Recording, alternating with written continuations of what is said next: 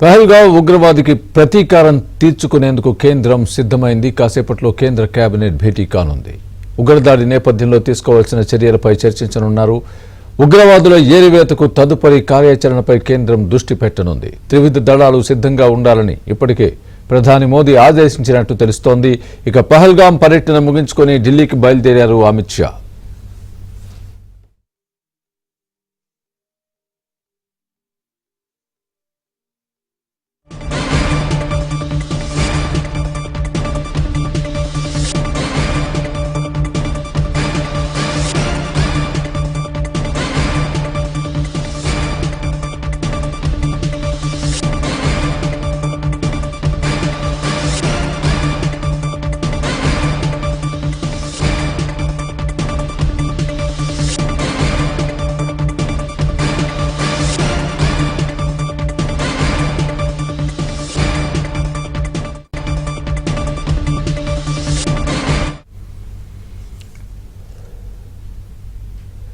పహల్గాం ఉగ్రదాడికి ప్రతీకారం తీర్చుకునేందుకు కేంద్రం సిద్ధమైంది. కాసేపట్లో కేంద్ర కేబినెట్ భేటీ కానుంది. ఉగ్రదాడి నేపథ్యంలో తీసుకోవాల్సిన చర్యలపై చర్చించనున్నారు. ఉగ్రవాదుల ఏరివేతకు తదుపరి కార్యాచరణపై కేంద్రం దృష్టి పెట్టనుంది. త్రివిధ దళాలు సిద్ధంగా ఉండాలని ఇప్పటికే ప్రధాని మోదీ ఆదేశించినట్టు తెలుస్తోంది. ఇక పహల్గాం పర్యటన ముగించుకొని ఢిల్లీకి బయలుదేరారు అమిత్ షా.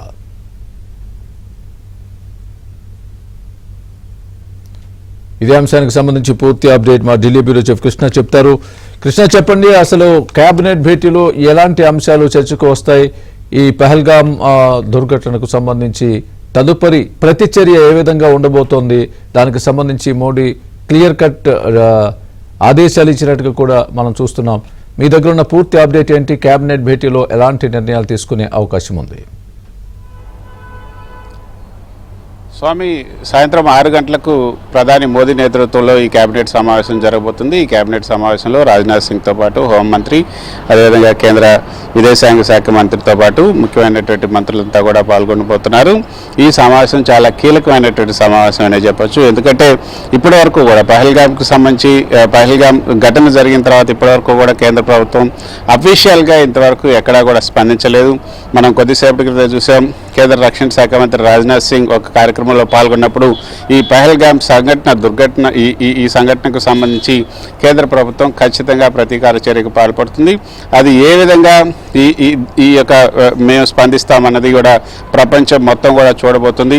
ఈ సంఘటనకు పాల్పడిన వాళ్ళే కాకుండా ఈ సంఘటన వెనుక ఎవరైతే ఉన్నారో, ఈ విద్రోహులు ఉన్నారో వాళ్ళను కూడా బయటపెడతాం, వాళ్ళను కూడా ప్రపంచం దృష్టికి తీసుకొస్తాం, వాళ్ళందరినీ కూడా బయటికి తీసుకొచ్చి చట్టం ముందు నిలబెడతామని కూడా ఆయన కొద్దిసేపు క్రితం స్పష్టం చేశారు. ఇదే అఫీషియల్గా అయితే ఇంతవరకు ఎవరు కూడా, అంటే ఇటు అమిత్ షా కానీ ఇటు ప్రధాని మోదీ కానీ మిగతా ఎవరు కూడా అఫీషియల్గా ఇంతవరకు స్పందించలేదు. కాకపోతే ఆ సంఘటనను ఖండిస్తూ మాత్రం ప్రధాని మోదీ కొంచెం ఒక నివాళులు అర్పిస్తూ అవి మాత్రమే ట్వీట్ చేశారు. కానీ అఫీషియల్గా ఎక్కడా కూడా ఇంతవరకు ఎవరు కూడా స్పందించలేదు. రాజ్నాథ్ సింగ్ మాత్రమే ఆయన స్పందించారు, అది గట్టిగానే స్పందించారనే చెప్పచ్చు. సో ఇప్పుడు ఈ యొక్క కేబినెట్ సమావేశంలో, ఆ తర్వాత కేబినెట్ కమిటీ అండ్ సెక్యూరిటీ సమావేశంలో ఏం జరగబోతుంది అనే దానిపైన ఇప్పుడు సర్వత్రా ఉత్కంఠ నెలకొంది. ఏ విధంగా రీటాలియేట్ చేయబోతుంది, ఏ విధంగా ఈ చర్యను ఎదుర్కోబోతుంది అన్న దానిపైనే అందరూ కూడా ఆసక్తిగా ఎదురు చూస్తున్నారు. ముఖ్యంగా పాకిస్తాన్ అయితే చాలా కొంత అక్కడ పాకిస్తాన్లో అయితే భారత్ ఏ విధంగా దాడి చేయబోతుంది, లేకపోతే గతంలో ఏదైతే బాలాకోట్లో జరిగినట్లుగా సర్జికల్ స్ట్రైక్స్కి ఏమైనా పాల్పడే అవకాశం ఉంటుందా అన్న ఒక భయంతో అక్కడ సరిహద్దుల్లో వైమానిక దళాన్ని, అదేవిధంగా సైన్యాన్ని కూడా మోహరిస్తున్నటువంటి పరిస్థితి మనం చూస్తున్నాం. అంటే ప్రతిచర్య తప్పదు అని పాకిస్తాన్ కూడా గట్టిగానే నమ్ముతున్నట్లుగా తెలుస్తుంది. ఎందుకంటే ఈ దాడి వెనుక, పహల్గాం దాడి వెనుక పాకిస్తాన్ ఉంది, పాకిస్తాన్ ప్రోత్సహిస్తున్నటువంటి లష్కర్-ఏ-తోయిబా తీవ్రవాద సంస్థ ఉంది అన్నది ఇప్పటి వరకు వస్తున్నటువంటి సమాచారం. ఐబీ వర్గాల నుంచి కూడా ఈ సమాచారాన్ని ధృవీకరించడమే కాకుండా ఈ యొక్క ఘటనకు పాల్పడినటువంటి తీవ్రవాదుల ఊహా చిత్రాలను కూడా విడుదల చేశారు. సో నిన్న రాత్రి అక్కడికి వెళ్ళినటువంటి శ్రీనగర్ వెళ్ళినటువంటి కేంద్ర హోంశాఖ మంత్రి అమిత్ షా అక్కడ సమీక్ష నిర్వహించారు, ఉన్నతాధికారులతో సమీక్ష నిర్వహించారు. అక్కడ వారి పార్థివ దేహాలకు అంజలి ఘటించి తర్వాత సంఘటన జరిగినటువంటి పహల్గాం దగ్గరికి వెళ్ళి అక్కడ సమీక్ష నిర్వహించారు. అంతేగాని ఇప్పటి వరకు కూడా ఆయన ఎక్కడ కూడా అఫీషియల్గా మీడియాతో మాట్లాడలేదు, ఆయన అఫీషియల్ స్టేట్మెంట్ కూడా ఏమీ రాలేదు. అంటే పరిస్థితి మాత్రం చాలా గంభీరంగా ఉందని చెప్పొచ్చు. ఏం చేయబోతుంది ఇప్పుడు భారత ప్రభుత్వం, ఎలా దీనికి స్పందించబోతుంది అన్న దానిపైన అందరూ ఎదురు చూస్తున్నారు. ఒక విధంగా చెప్పాలంటే ఇది మోదీ ప్రభుత్వానికి ఒక పరీక్ష లాంటిదనే చెప్పొచ్చు. ఆర్టికల్ 370 రద్దయి 5 ఏళ్ళు పైన అయిన తర్వాత తొలిసారిగా ఇప్పుడు కాశ్మీర్లో, ప్రశాంతమైనటువంటి కాశ్మీర్లో ఈ ఒక్కసారిగా పిడుగుపడినట్లుగా ఈ దాడి జరగటం అనేది ఎవరు కూడా జీర్ణించుకోలేకపోతున్నారు. అసలు ఆర్టికల్ 370 ఎత్తేసిన తర్వాత, అంటే 2019 ఆగస్టు 5వ తేదీన పార్లమెంట్లో ఈ యొక్క ఆర్టికల్ 370ని ఎత్తేసిన తర్వాత, రద్దు చేసిన తర్వాత అక్కడ ఒక్క సంఘటన కూడా జరగకుండా కేంద్ర ప్రభుత్వం చాలా పటిష్టమైనటువంటి చర్యలు తీసుకుంది. 5 ఏళ్ళు పూర్తయ్యాయి, 6వ సంవత్సరం కూడా ఈ ఆగస్టుకు పూర్తి కాబోతుంది. ఈ నేపథ్యంలో ఈ సంఘటన జరగటం అన్నది భారత ప్రభుత్వం కానీ ముఖ్యంగా ప్రధాని మోదీ జీర్ణించుకోలేకపోతున్నాడు. దీనికి ఏ విధంగా సమాధానం ఇవ్వాలి, ప్రతిపక్షాలకు ఏ విధంగా సమాధానం చెప్పాలి అన్నదే ఇప్పుడు మల్లగులాలు పడుతున్నారు.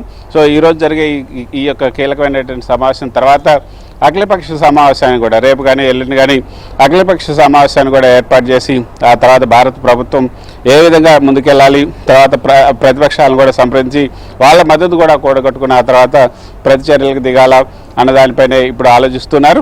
ప్రస్తుతానికైతే ఈరోజు 6 గంటలకు జరగబోయే సమావేశంలో అమిత్ షా పాల్గొనబోతున్నారు. అమిత్ షా అక్కడ సమీక్ష సమావేశాలను ముగించుకొని బయలుదేరిపోయారు. మరి కొద్దిసేపట్లో ఆయన ఢిల్లీకి కూడా రాబోతున్నారు.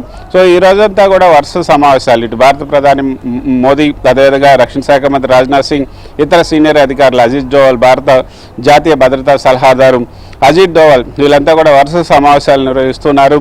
అసలు నిజానికి అక్కడ జరిగినటువంటి ఆ సంఘటన వెనక ఎవరున్నారన్నది కూడా ఆరాధిస్తున్నారు. ది రెసిస్టెన్స్ ఫ్రంట్ అటు లష్కర్-ఏ తోయిబా అనుబంధ సంస్థ ఒకటి కొత్తగా అక్కడ ఏర్పడింది. అసలు ఈ రెసిస్టెంట్ ఫ్రంట్స్, ఈ ఆర్టీఎఫ్ ఎప్పుడు ఏర్పడింది, ఎందుకు ఏర్పడింది, దాని లక్ష్యాలు ఏంటి అనే దానిపైన కూడా ఇప్పుడు దృష్టి సారించారు.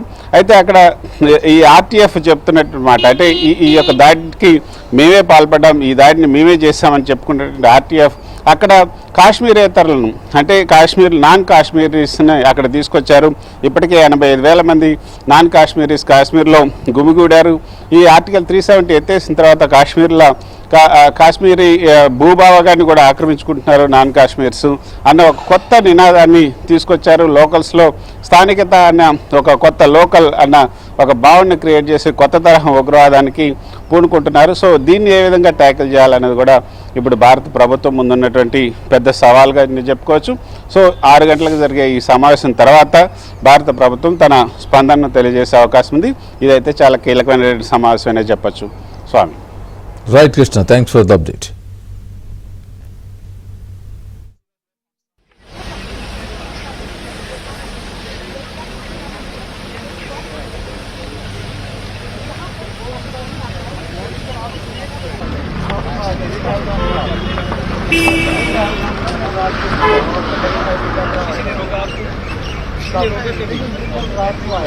वही